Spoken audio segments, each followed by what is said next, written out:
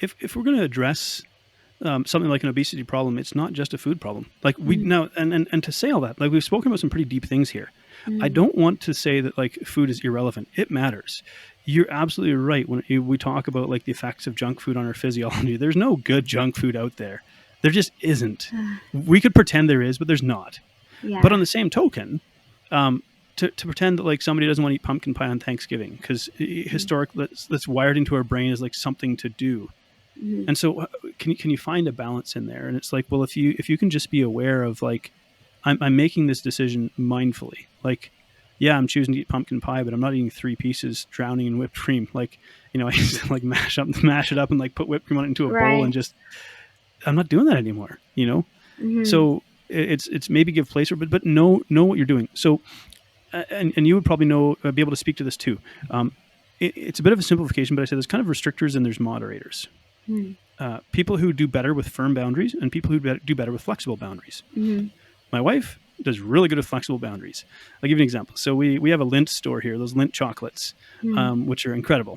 So And good. you buy 100 of them for $25. Oh, So we split them danger. up, we counted them up, 50 each. Well, actually, we found we got 7 extra, so we had 53 and a half each. That's how it goes in this household.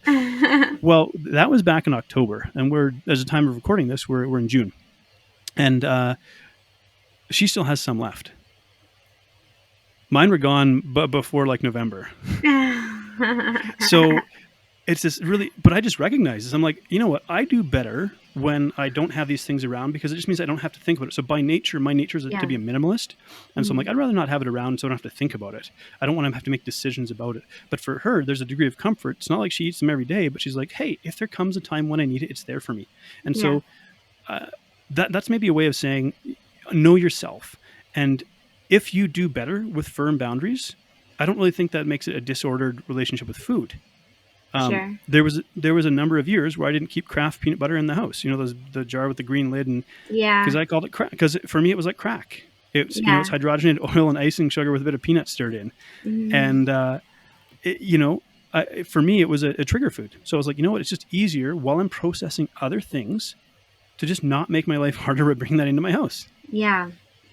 Yeah, I feel like sometimes as people kind of move through their healing journey, I see them transition from more the person that needs to have less gray area, and then they can sometimes transition into where they can be more, where they can have that kind of food around, like you're saying, and get back to what I call like regulation, like the natural Yeah. regulation that we're intended to have, that you would have if you were in like a natural human environment with like a healthy mindset.